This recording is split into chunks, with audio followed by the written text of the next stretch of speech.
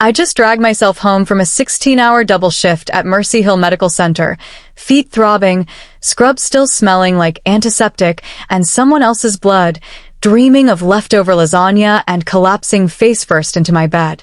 Then I turn the corner into my hallway and stop dead. 3 men in black suits are planted in front of my apartment door like statues carved from bad news. 2 of them balance tall stacks of cardboard moving boxes. The third stands in the middle, arms folded, inked forearms on full display under a tight black t-shirt, staring straight down the hall at me with the patience of a predator who already knows dinner is late. My keys feel suddenly heavy in my hand.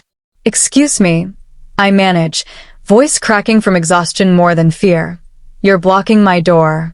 The man in the center tilts his head, eyes dark and unreadable. "You're Jana Brown. Apartment 4B. It isn't a question." "Yeah, and you're in my way."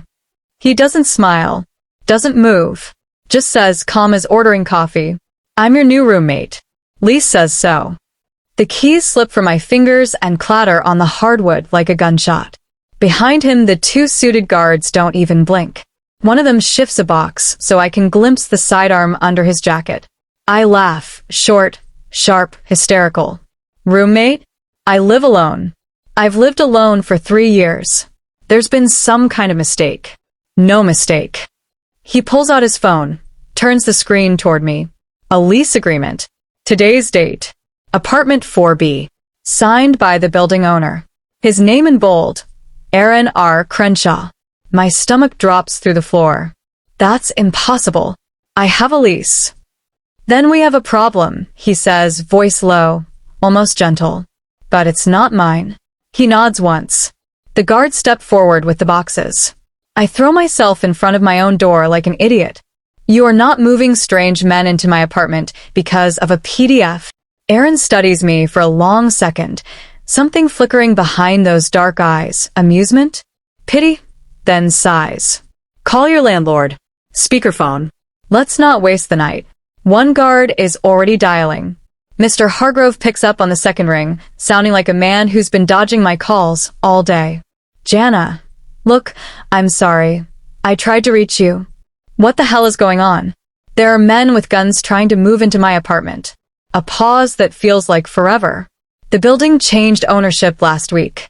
New owner restructured some leases. Yours got reassigned." "Reassigned? You're in 4C now. Studio next door. Rent's actually lower, 300 less.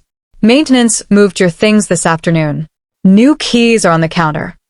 I think I'm going to throw up. "You moved my stuff without telling me?" I emailed. Called 4 times. Went to voicemail. I scroll frantically. There it is, buried in promotions. Lease update, immediate action required. I never saw it. 60-hour weeks will do that. "This is illegal," I whisper. "It's final," Hargrove says, voice small. "Take 4C or break the lease and leave." "I'm sorry." Click. The line goes dead. I stare at the phone like it personally betrayed me. Aaron Crenshaw hasn't moved. Hasn't even uncrossed his arms. "Congratulations," I spit, venom in every syllable. "You stole my apartment. Hope you sleep well in it."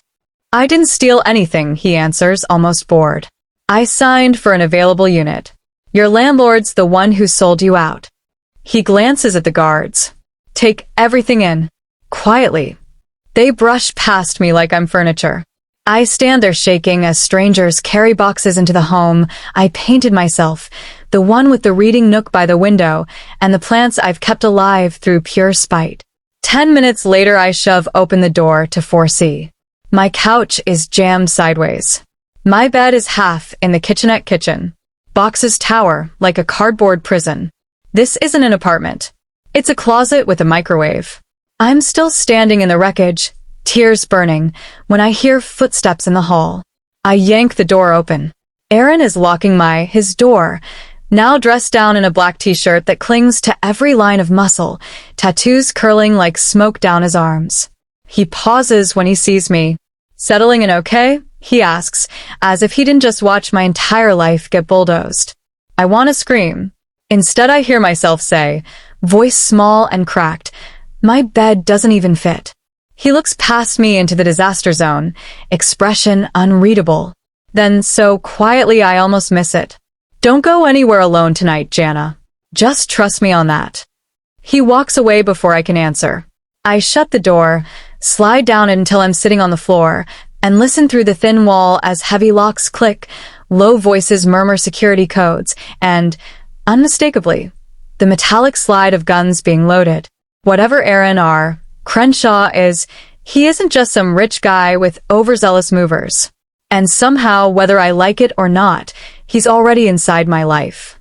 Whatever Aaron R. Crenshaw is, he isn't just some rich guy with overzealous movers. And somehow, whether I like it or not, he's already inside my life. I never imagined that the quiet one-bedroom I fought so hard to afford, my tiny island of peace after 12-hour shifts saving strangers, would become the doorway to a world of blood, secrets, and a man who would one day fight to burn that world down for me. But I'm getting ahead of myself. My name is Jana Brown. I'm 28, a medical tech at Mercy Hill, and up until that night my biggest worry was making rent and keeping my succulents alive. This is the story of how one lease error turned an exhausted nurse into the most protected and most dangerous woman in the city, and how the Mafia boss's son moved in with boxes, guns, and a warning I was too stubborn to heed. I didn't sleep.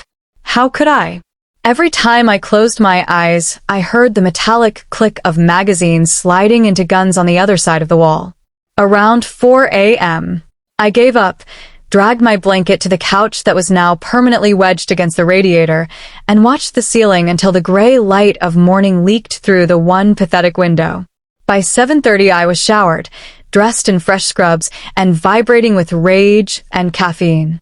I marched the 8 steps across the hall, raised my fist, and pounded on Aaron Crenshaw's door like I was trying to wake the dead. No, like I was trying to wake the devil. It swung open almost immediately. He was already dressed. Black thermal Henley stretched across his chest, sleeves pushed up to reveal those swirling tattoos, dark jeans, bare feet. His hair was damp from a shower, and he smelled like cedar and gun oil. The combination should not have been attractive. It was. Morning, he said, as if I hadn't spent the night listening to his private army-run perimeter checks. I didn't waste time on pleasantries. We need to talk. Now. He stepped aside without a word. I stormed past him into what used to be my living room and was now his. The space looked completely different. My cozy cream walls were the same, but my thrift store couch and mismatched bookshelves were gone. In their place, sleek charcoal sectional, glass coffee table, massive TV mounted where my gallery wall used to be. A faint scent of new leather and something expensive.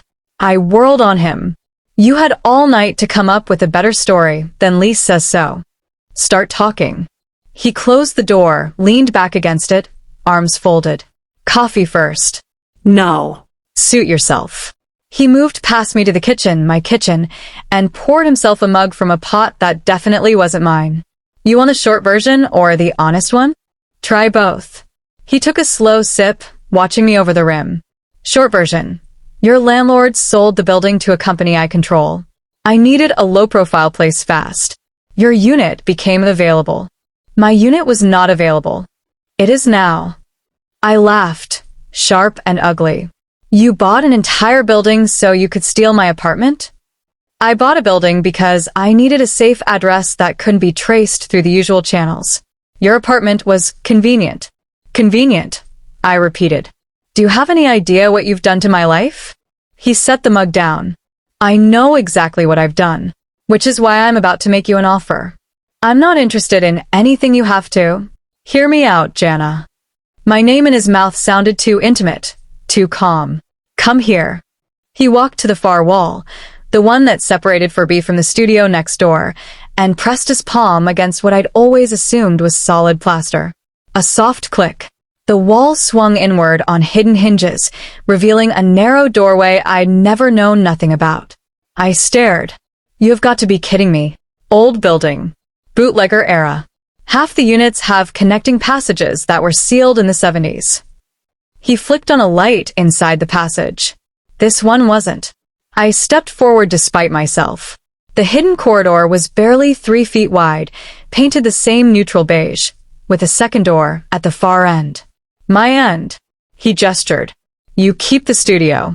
Lock on your side, lock on mine. Your privacy stays yours. But I cover rent and utilities on both units. You get a key to this side, kitchen, living room, laundry. You come and go as you need. I'm barely here anyway. I turned to him slowly. You want me to be your live-in neighbor with benefits? Access to your fridge. I want you to not live in a shoebox you can't afford because I took your home. Consider it hazard pay. Hazard pay? I echoed. For what, exactly? He didn't answer that. Instead, he pulled a single brass key from his pocket and held it out. Take it or don't. But you won't last a week in that studio. You're 5'8" and your mattress is a queen. Do the math. I hated that he was right. I hated more that he knew he was right. I snatched the key. This is temporary. Temporary, he agreed, too easily. And I want it in writing. He disappeared into what used to be my bedroom, now apparently his office, and returned with a single sheet of heavy cream paper.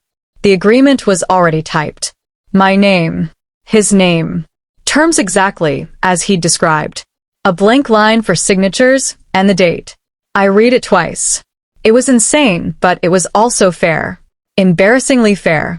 I signed. He countersigned with a fountain pen that probably cost more than my car, then folded his copy and slipped it into his back pocket. Rules, he said, all business now. Curtains stay closed at all times. Blinds too. You get a package, you text me or one of the guys before you open the door. You hear the alarm, 3 short beeps, you come through that door immediately. No questions.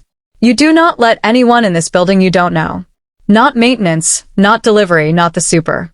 You call me first. My skin prickled. What kind of alarm? The kind that means run. He said it without drama, which made it worse. Last thing, if I'm not here and someone knocks on your side claiming to be me, do not open.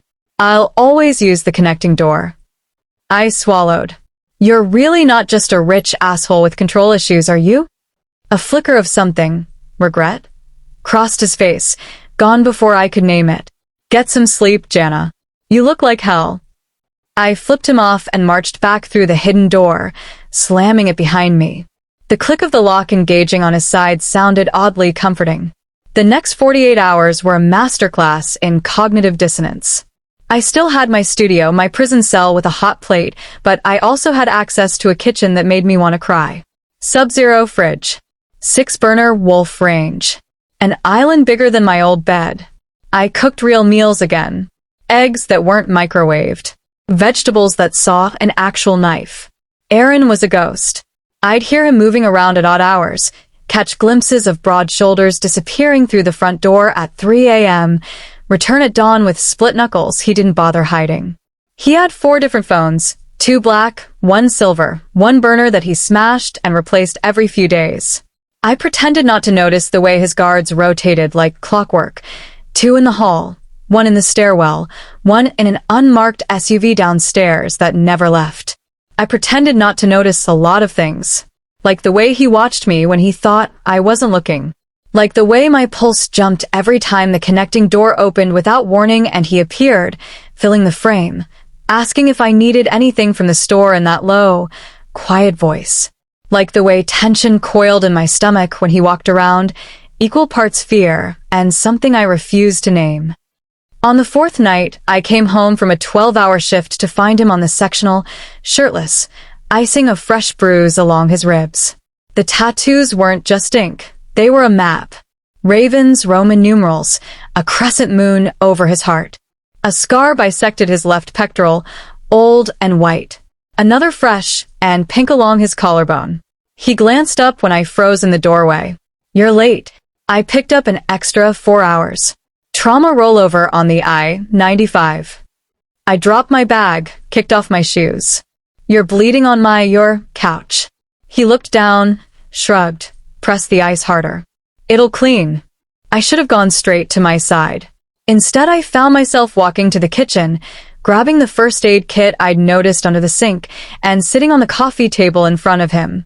Let me see. I'm fine. You're dripping on Italian leather. Move the ice.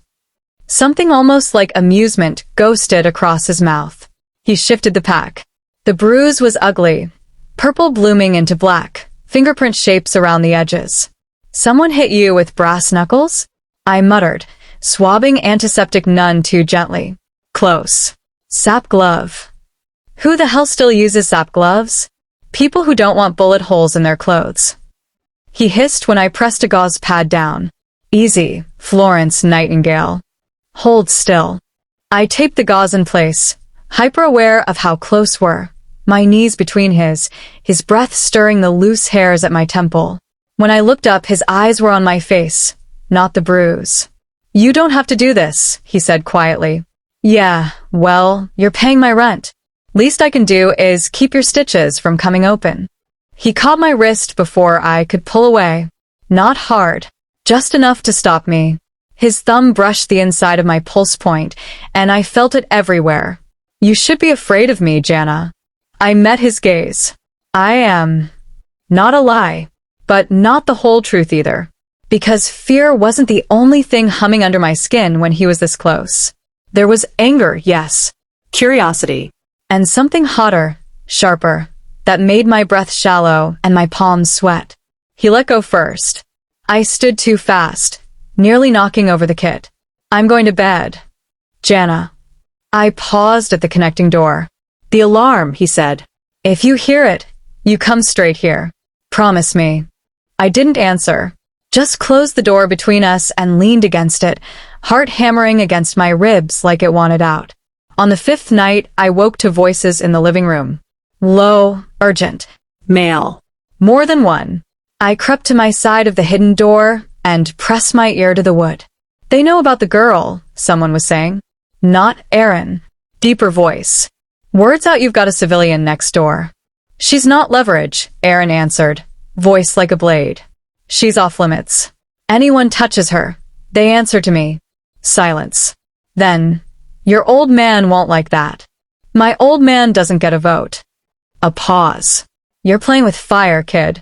The connecting door opened so fast I stumbled backward. Aaron filled the frame, backlit, eyes scanning my tiny studio like he was checking for threats. When he saw me standing there in an oversized t-shirt and socks, something in his shoulders eased. Bad dream? He asked. I lifted my chin. Heard voices. Thought I'd make sure you weren't murdering someone in my old living room. The corner of his mouth twitched. Not tonight. He stepped inside, my side, without asking, closing the door behind him. The space immediately felt smaller. He looked around at the chaos I still hadn't managed to organize, the bed half blocking the bathroom, the stack of boxes I hadn't unpacked because there was nowhere to put anything. This isn't sustainable, he said. You think. He rubbed the back of his neck. There's a second bedroom on my side. Hardly use it. You could. No. It's yours if you want it. I said no. I hugged my arms around myself. I'm not moving into your apartment, Aaron. He studied me for a long moment. Then at least let me have maintenance come in and build you proper storage. Shelving. A Murphy bed. Something. I opened my mouth to refuse again, then pictured another month tripping over my own furniture and sighed. Fine. But they come when I'm home, and I pick the designs. Deal. He turned to leave, paused. Jana? Yeah.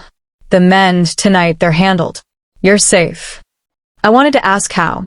Wanted to ask why people were talking about me like I was a chess piece. Wanted to ask why the thought of being leverage in whatever game he was playing made my chest hurt in a way that had nothing to do with fear. Instead, I just nodded. After he left, I lay awake staring at the ceiling again, listening to the low hum of his world bleeding through the walls. Multiple phones buzzing at 2 a.m. Boots in the hallway at dawn. The occasional muffled sound of pain he never let me see. I told myself I was counting the days until this temporary arrangement ended. But every morning I used his coffee maker. Every evening I cooked in his kitchen. And every night I fell asleep to the knowledge that the most dangerous man I'd ever met was 20 feet away, separated by one thin door and a promise I was starting to suspect neither of us wanted him to keep. It started with whispers through the wall. I'd come home from another brutal shift, kicked off my shoes, and collapsed on the couch in Aaron's living room because my studio didn't have space for collapsing anymore. The connecting door was cracked open the way it always was now, like an unspoken invitation. I pretended I didn't notice. I was halfway through a bowl of pad thai I'd cooked in his kitchen when his voice drifted through, low and lethal. The Irish pushed into the docks again. They hit 2 of our trucks. A pause. Ice clinking in a glass. No. Warnings are over. Send a message. Clean. No bodies in the river this time. The feds are watching the water. Make it hurt, but make it quiet. Clean up. Territories. Message. My fork froze halfway to my mouth. He ended the call with a second later, and I heard the phone hit the counter like he wanted to break it. Then silence. Heavy, suffocating silence. I sat there long after the food went cold, staring at the connecting door, every nurse instinct screaming that I should run, every human instinct whispering that I was already too deep. 3 nights later, the whispers turned into blood. I was asleep in the studio, tangled in sheets on a mattress that still didn't quite fit, when the front door of 4B slammed open so hard the walls shook. Boots. Multiple sets. Urgent voices. Pressure on the left side. Keep it there. Get the kit now. Boss, stay with me. I bolted upright, hard in my throat, and stumbled to the connecting door. It was already open. They'd carried him straight through. Aaron was half-conscious on the sectional, black t-shirt soaked dark at the ribs, one hand clamped over his side, blood seeping between his fingers. His face was ashen under the stubble, lips pressed into a white line. 2 guards hovered, one cutting away fabric, the other ripping open a trauma bag that looked military-grade. I didn't think. I just moved. Move. I snapped, shoving past the bigger guard. My voice didn't even shake. 12 years in trauma bays will do that. I'm a med tech. Let me see. Aaron's eyes found mine, unfocused but furious. Get her out of here. Too late. I was already kneeling, gloved up from the kit, peeling his hand away. The wound was ugly, deep slice along the lower ribs, probably a blade, not a bullet. Jagged, bleeding like hell, but no organ involvement if we were lucky. Through and through? I asked the guard holding pressure. No exit. Knife went in and twisted. Great. I worked fast. Pressure, irrigation, clotting agent, sutures from the kit that were definitely not civilian grade. My hands were steady even if the rest of me wasn't. Aaron watched me the whole time, jaw clenched so tight I was scared he'd crack a tooth. When I tied off the last stitch, he finally spoke, voice ragged. I told you to stay away. And I told you you're an idiot if you think I'm letting you bleed out on Italian leather. I stripped the gloves, hands shaking now that the adrenaline was fading. You need a hospital. No hospitals.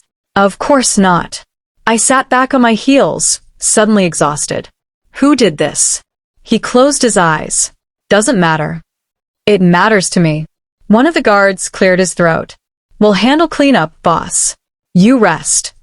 Aaron waved them off. They vanished as quietly as ghosts, leaving us alone under the low kitchen light. I started packing away supplies with more force than necessary. You're lucky it didn't nick your spleen. Lucky, he echoed, bitter laugh turning into a cough that made him wince. I should have left then. Should have gone back to my side, locked the door, pretended none of this was happening. Instead, I got him water, painkillers that were definitely not over the counter, and sat on the coffee table watching him breathe until his color came back a little. At some point, I must have dozed off in the armchair, because woke to the sound of his voice, soft and broken. I can't bring her into this. He was staring at the ceiling, drug hazy, murmuring like wasn't sure if he was talking to himself or to God. She's good. She's clean. She doesn't belong anywhere near this shit. And I'm dragging her down with me. My throat closed. He didn't know I was awake. Didn't know I was hearing every word. I pulled the throw blanket higher over my shoulders and pretended sleep until the sky outside turned pink. After that, the shadows got longer. My coworkers started noticing. Hey, Jana, you know there's been a black SUV parked outside the staff lot every night this week? Sarah asked one morning, sipping burnt coffee in the break room. Same guy in it. Never gets out. Just watches. I laughed it off. Probably waiting for a girlfriend. But I knew better. I started seeing them everywhere. The same broad-shouldered silhouette in the rearview mirror on my drive home. A different man in a hoodie lingering by the hospital entrance when I left at 2 a.m. Once, a town car idling across the street from the pharmacy when picked up Aaron's antibiotics, the ones he swore he didn't need. I never told him I noticed. He never admitted they were his. Then came the night the shadows broke in. I was on Aaron's side again, studying for my certification on the sectional while he worked at the island, laptop open, jaw tight. He'd been fielding calls all evening, voice-clipped, Italian phrases slipping out when he thought wasn't listening.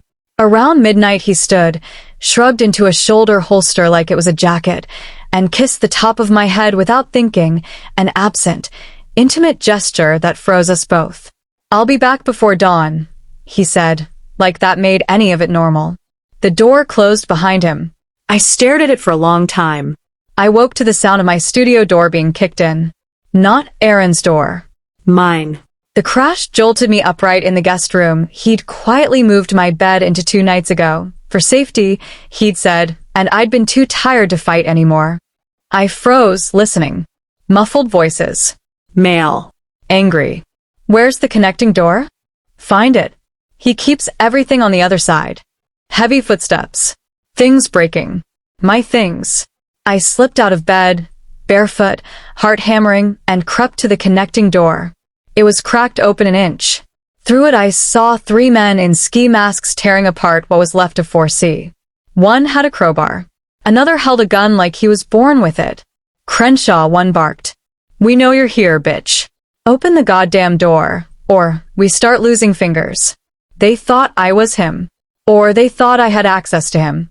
Either way, I was dead. I eased the door shut, locked it, backed away until my spine hit the wall. My phone was on the nightstand. I lunged for it, hands shaking so badly, I almost dropped it. Text to Aaron. "They're my side. 3 armed. They want you." I hit send, then dialed 911, but the call failed.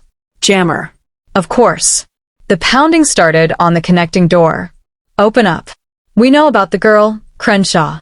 Send her out or we come through." I looked around for a weapon, anything, and came up empty. Aaron's room was immaculate. No guns lying around for civilians. The door shuddered under another hit. And then boots. Lots of them. In the hallway. Gunfire, sharp and deafening even through walls. Screams. Crashes. A body hitting the floor. The connecting door flew open and Aaron filled the frame, wild-eyed, gun in hand, blood on his shirt that wasn't his. He scanned the room, found me pressed against the wall, and something in his face shattered. "Jana." He crossed the room in 3 strides and hauled me against his chest so hard the air left my lungs. I didn't care. I clung to him, shaking, while behind him his men dragged zip-tied intruders out like trash. "You're okay," he kept saying into my hair. "You're okay, you're okay."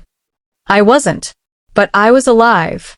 Later, after the cleanup crew arrived, because of course he had a cleanup crew, after the studio was boarded up and my few remaining possessions moved permanently to his side, after I'd stopped shaking enough to speak, I looked at him across the kitchen island and said the words I'd been swallowing for weeks.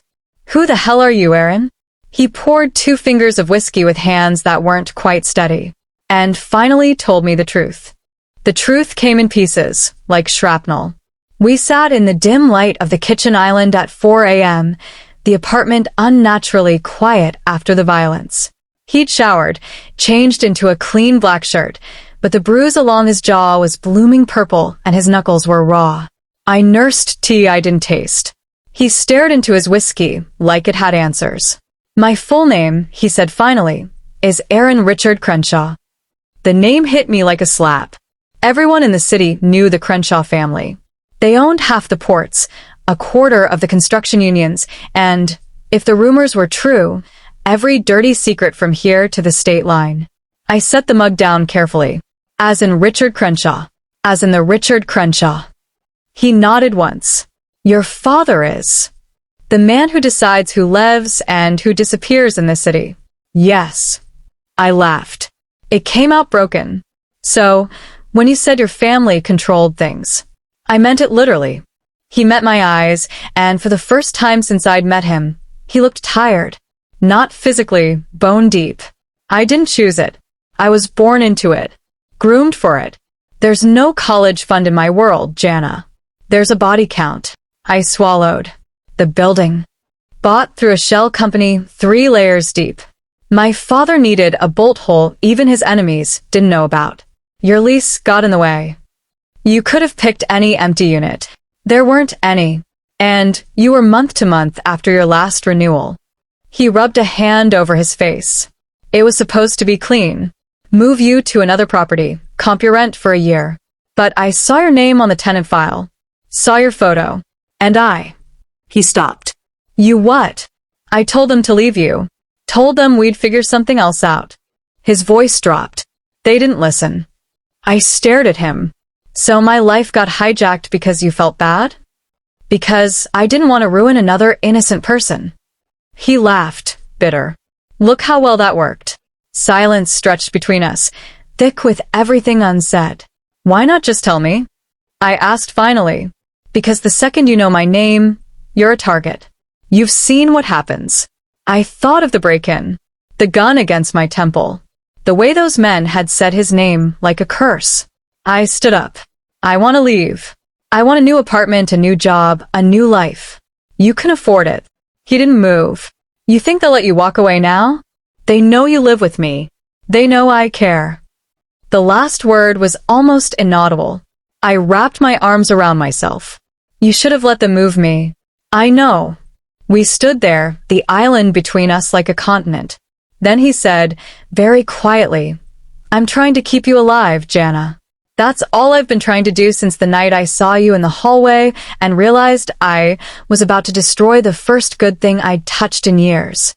I didn't have an answer for that. The next days were sharp edges and soft moments.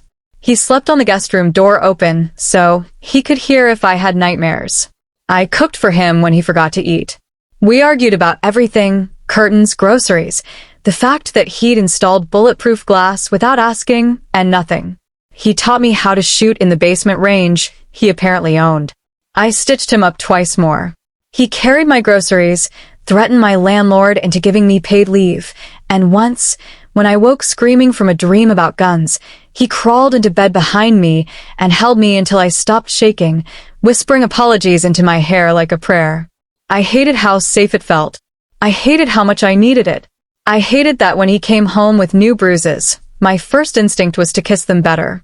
One night, after a screaming match about him putting a tracker in my phone, for your safety, it's stalking. He pinned me against the fridge, hands on either side of my head, breathing hard. Tell me to let you go, he said, voice raw. Tell me, and I'll make it happen. New name. New city. You'll never see me again. I looked up at him, inches away, every line of his body vibrating with restraint. I should have said yes. Instead I whispered, I can't. His forehead dropped to mine. Then God help us both. He left at dusk. Family business, he said, pressing a kiss to my temple like it was normal. Like we were normal. Victor and Marco are outside. You don't open for anyone but them. You hear anything weird, you hit the panic button. You come to me. I nodded against his chest, pretending my heart wasn't trying to crawl out of my throat. The door closed. I locked it, deadbolted it, set the alarm. Then I took the longest shower of my life, trying to wash away the feeling that something was coming.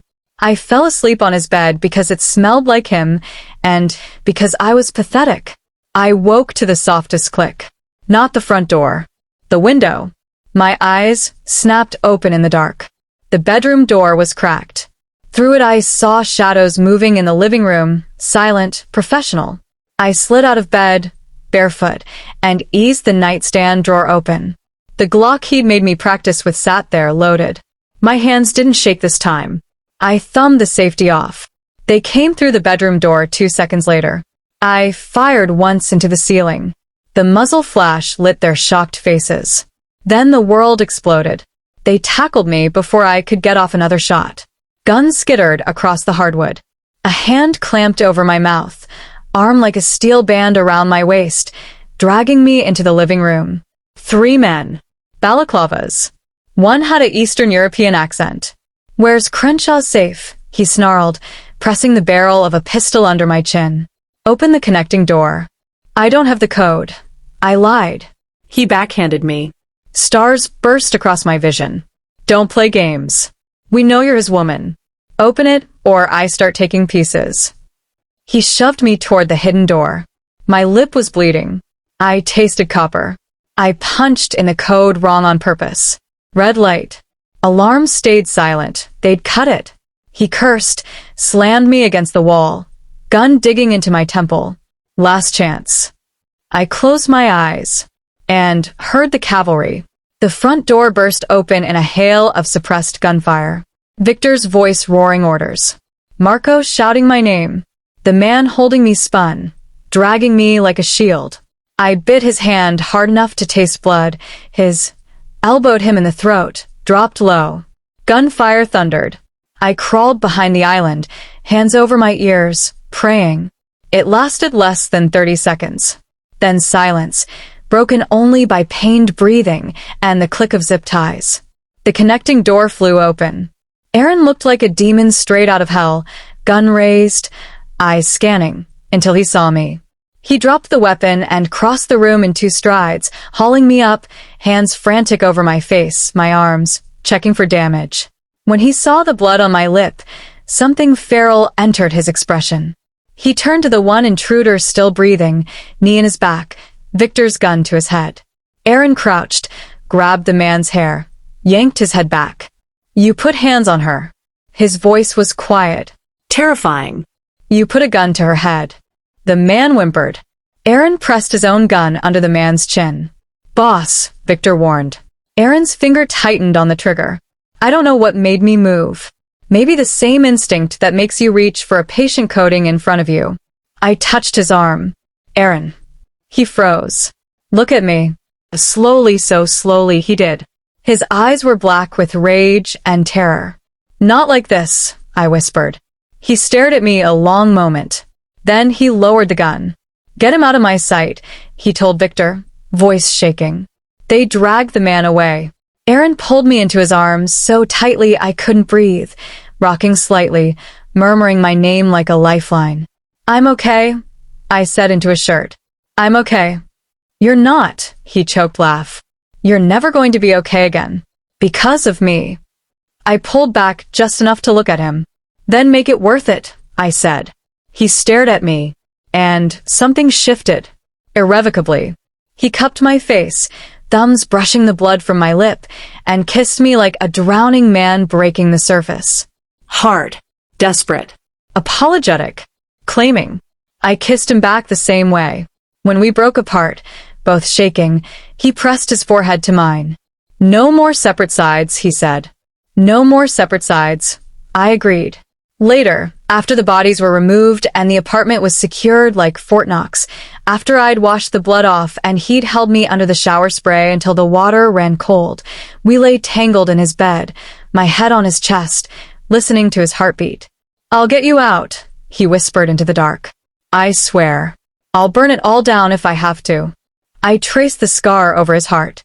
"Don't make promises you can't keep." I never do. I believed him. God help me, I believed him. We left the city before dawn. 2 black SUVs, no plates, windows tinted so dark they looked painted on. I sat in the back of the second one with Aaron's hand clamped around mine like he was afraid I'd vanish if he let go. Victor drove. Marco rode shotgun, eyes scanning mirrors every 3 seconds. No one spoke. I watched the skyline shrink behind us until it was gone, swallowed by pine trees and winding mountain roads. 3 hours later, we turned onto a private gravel drive that climbed so steeply my ears popped. At the top sat a house that didn't know existed, modern glass and timber perched on the edge of a cliff, overlooking miles of nothing but forest and sky. Aaron finally released my hand to punch a code into the gate. It swung open silently. "Whose place is this?" I asked. "Mine," he said. Off books. Not even my father knows the exact location. The SUVs pulled into an underground garage that sealed behind us like a vault. When the engines cut, the silence was absolute. Victor handed Aaron a duffel. Perimeters live. Drones up. Motion sensors hot. We'll be in the guest cottage half a mile down. You need us, you hit the red button. Otherwise, no one comes inside until you say. Aaron nodded once. The guards disappeared. Then it was just us. He carried our bags through a mudroom into the main house. Floor-to-ceiling windows everywhere, pale wood floors, leather, and stone. A fireplace big enough to stand in. Kitchen that could serve a restaurant. Everything beautiful and cold and too quiet. I dropped my purse on the island and wrapped my arms around myself. How long? As long as it takes. He set the duffel down, rubbed the back of his neck. Could be a week. Could be a month. A month. Alone. With him. The thought should have terrified me more than it did. I wandered to the windows. Nothing but treetops and clouds. Feels like a very expensive cage. He came up behind me, close enough that I felt his heat but not touching. It's the only place I can guarantee no one gets to you. I turned. He looked wrecked. Eyes bloodshot, stubble turning into beard, the bruise on his jaw from the break-in now yellow-green. I reached up, without thinking, brushed my thumb over it. He closed his eyes. I'm sorry, he said, voice rough. For all of it. You keep saying that. Because I keep meaning it. We stood there, inches apart, breathing the same air, until I couldn't stand the weight of it anymore. I walked away. The first 2 days we orbited each other like planets with unstable gravity. I claimed the smaller bedroom upstairs, door firmly shut. He slept downstairs on the couch even though there were 4 other bedrooms. We cooked separate meals, spoke in clipped sentences about groceries and firewood, pretended we weren't listening for each other's footsteps at night. On the 3rd afternoon it snowed. Hard. The world turned white and silent. I found him on the deck splitting wood like he was trying to murder it. Shirtless despite the cold, sweat freezing on his skin, axe swinging with vicious precision. Every impact echoed off the mountains. I watched from the doorway until he noticed me, lowered the axe, breathing hard. You'll freeze, I said. Need to stay sharp. You need to sleep. He wiped his forehead with the back of his hand, looked at me too long. Can't. Every time I close my eyes, I see that gun against your head. Something cracked open in my chest. That night the power flickered, then died. Generator kicked in, but the heat lagged. I woke shivering in the dark, teeth chattering, and found my bedroom door open. Aaron stood in the hallway in sweatpants, hair tousled, holding a flashlight. You're freezing, he said. I'm fine. You're not. He didn't wait for permission. Just scooped me up, blankets and all, carried me downstairs to the master where he'd already lit a fire. Laid me on the rug in front of it like I weighed nothing. I should have protested. Didn't. We sat side by side, backs against the couch, watching flames. I tried to push you away, he said to the fire. That first week. Told myself if I was cold enough, cruel enough, you'd leave. You'd be safe. I laughed softly. You bought me groceries. Installed shelving. Let me stitch you up while calling you an asshole. Real cold. He turned his head. I was terrified of you. Still am. The honesty gutted me. I'm not afraid of you, I said. I need you to hear that. I'm afraid of losing control. Of waking up one day and realizing I don't recognize my own life. But you? Never you. His hand found mine in the dark, fingers threading tight. You're the only thing I can't control, he whispered. The only thing I don't want to. The kiss wasn't gentle. It was months of fear and anger and one exploding all at once. He hauled me into his lap, hands framing my face, mouth claiming like he'd been starving. I kissed him back just as hard, nails digging into his shoulders, legs wrapping around his waist.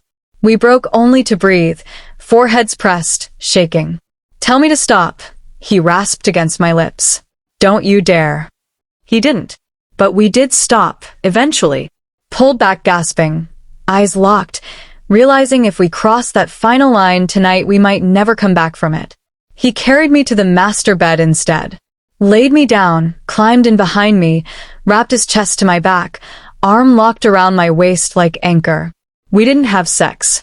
We slept tangled together for the first time, breathing synced, his heartbeat thundering against my spine, my fingers linked with his over my ribs. Safe. For the first time since the night he appeared at my door, I felt safe. The rest of the week blurred. Snow kept falling.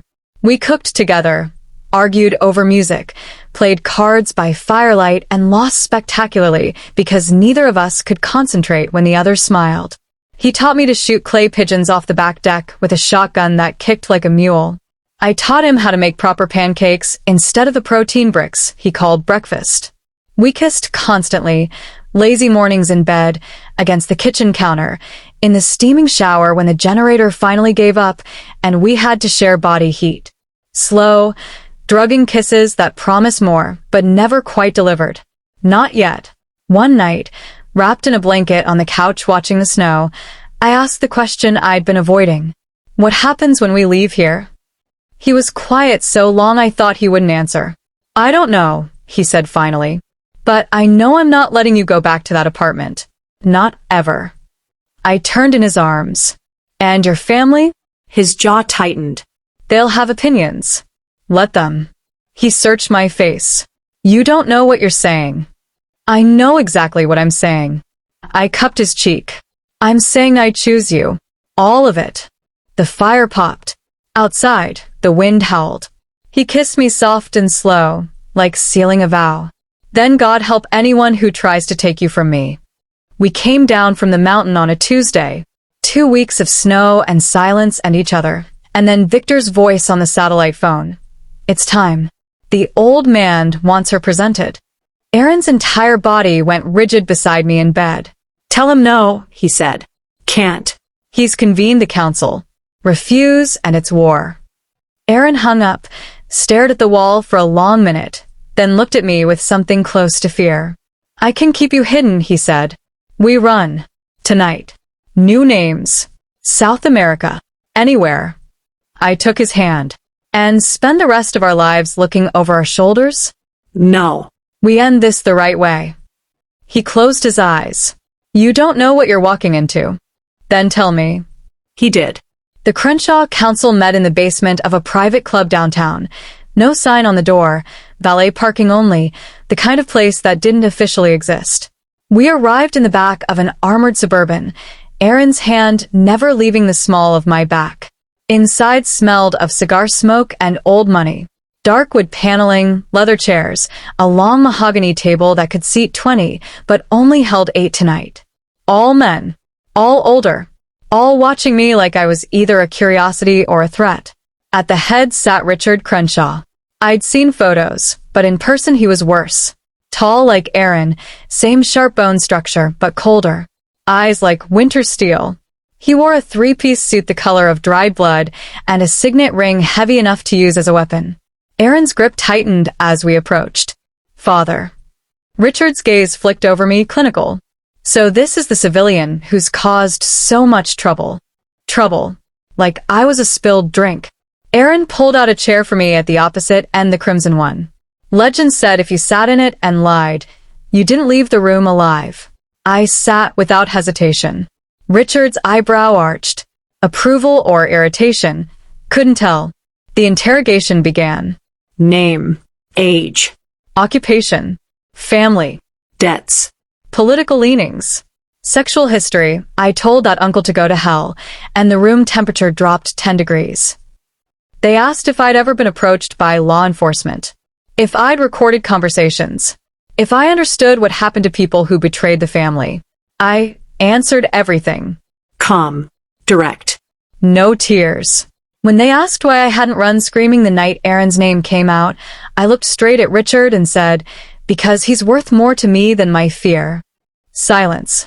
Then the eldest Crenshaw, great Uncle Enzo, 93 if he was a day, leaned forward on his cane. You love my grandson? The question wasn't for show. It was the only one that mattered. I met his roomy eyes. I love him enough to sit in this chair. I love him enough to learn your world, if that's what it takes to keep him alive. And I love him enough that if any of you hurt him to get to me, I will burn this empire to the ground myself. A beat.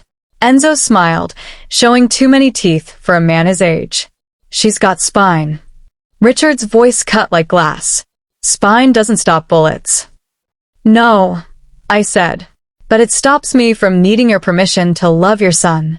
The room went very still. Richard stared at me a long moment. Then he looked at Aaron. You've put us all at risk for pussy. Aaron stepped forward, vibrating. Watch your mouth. Richard ignored him, eyes on me. You want my blessing? Earn it. 1 year. You live in our world. You learn our rules. You prove you're an asset, not a liability. You flinch, you run, you talk. She dies first, then you. Understood? Aaron started to speak. I squeezed his hand hard enough to bruise. Understood, I said. Richard nodded once. Then it's done. She's protected civilian. Anyone touches her answers to me. He stood. The council stood with him. Meeting over. In the hallway afterward, Aaron pinned me to the wall, breathing fire. You didn't have to do that. Yes, I did. They'll test you. Constantly. Let them. He cupped my face, eyes wild. Love makes men weak, he quoted his father, voice cracking. He's not wrong. I kissed him slow and filthy right there against the paneling where anyone could see. Then be weak with me, I whispered against his mouth. I can be strong enough for both of us. Later, in the car riding home, he stared out the window at the city lights. I used to think power was everything, he said quietly. Tonight you sat in that chair and took it from all of them. I leaned my head on his shoulder. No, Aaron. I just refused to give you up. He turned, kissed my forehead like I was something holy. Then God help anyone who tries to take you from me, he repeated, softer this time. I believed him, because now the whole city knew Jana Brown wasn't leverage anymore. I was the line they didn't cross. And for the first time since the night he appeared at my door with boxes and armed guards, I wasn't afraid. I was chosen. We came back from the mountain different people. Small things changed first. He stopped sleeping with a gun under the pillow. I stopped flinching when the elevator dinged. We grocery shopped like normal couples, arguing over cereal brands while his security pretended to be random strangers 3 aisles over.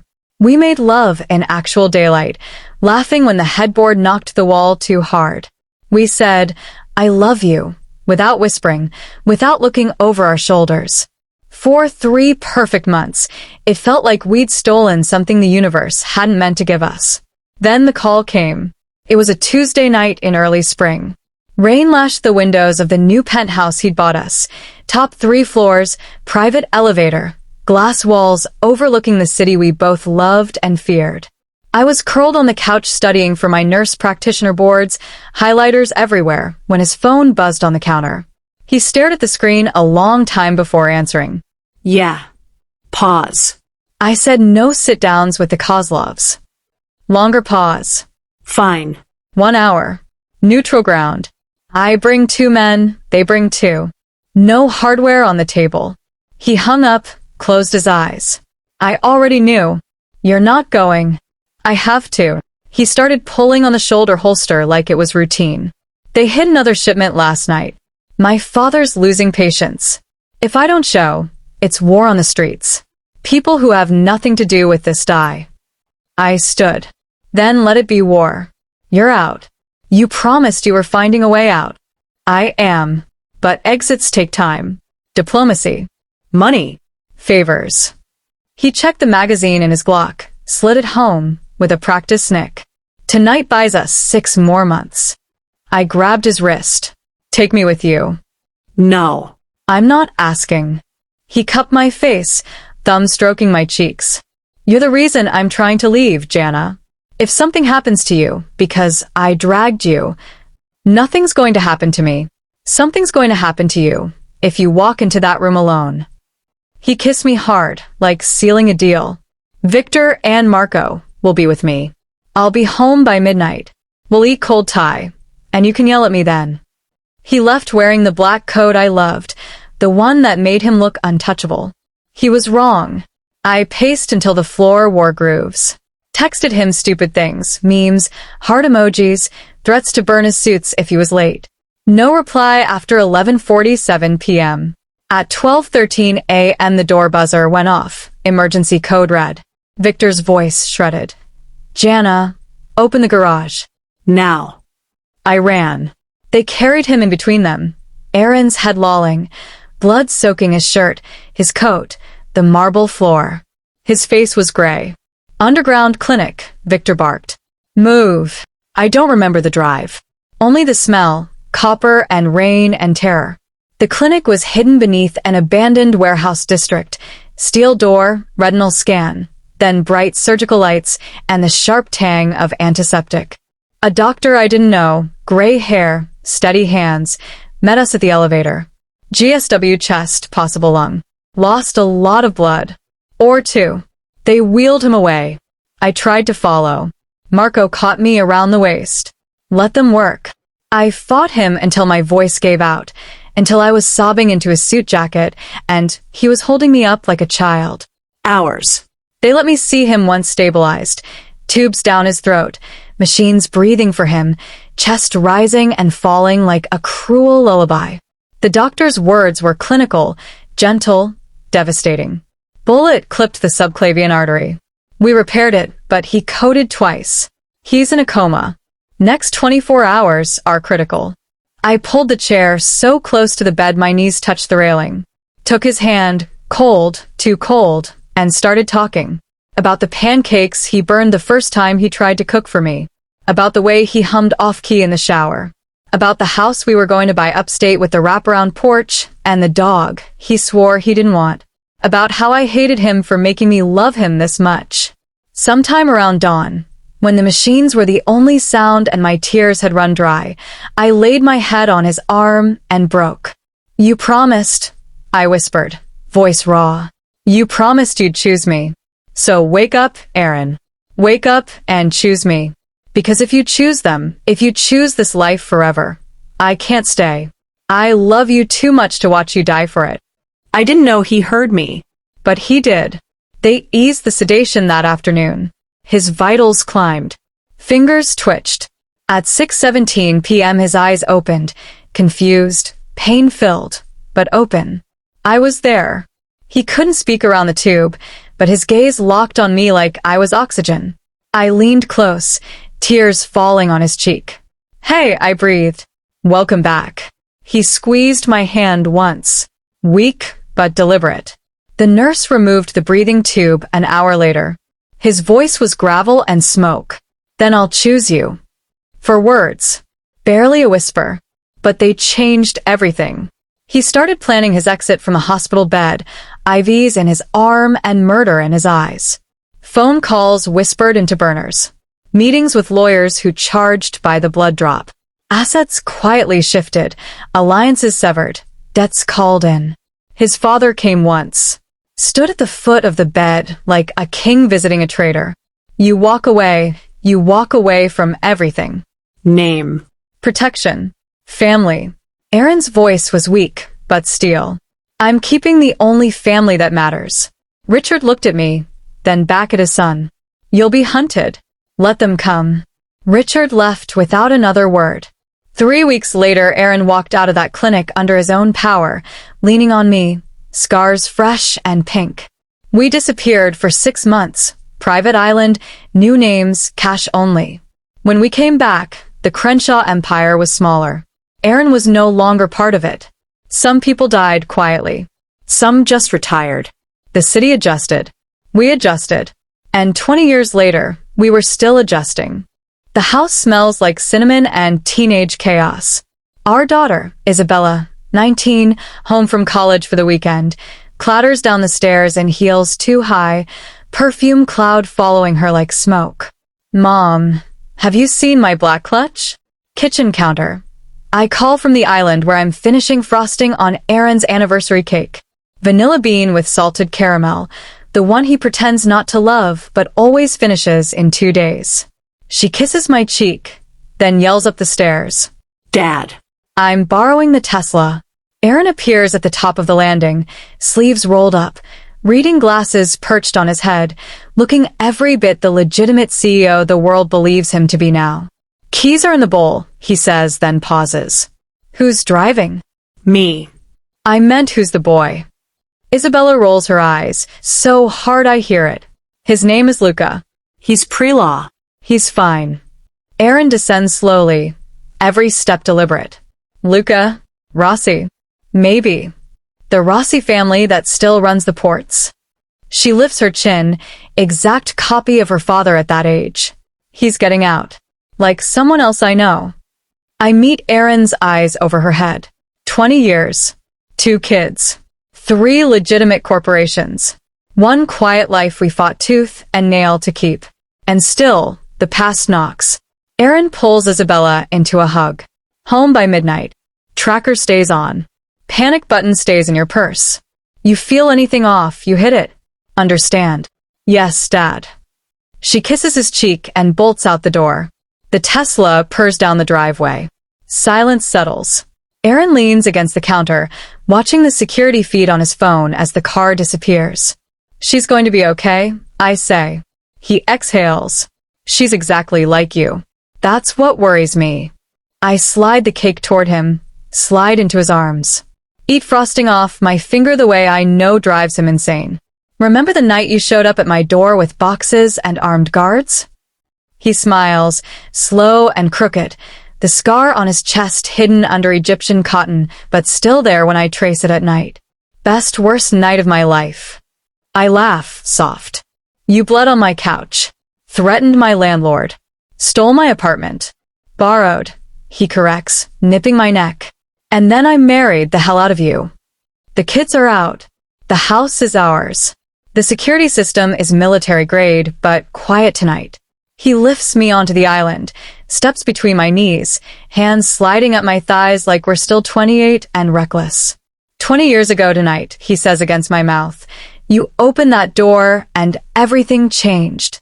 I wrap my legs around him. Worst night of my life was the best night of yours. He pulls back just enough to look at me, really look.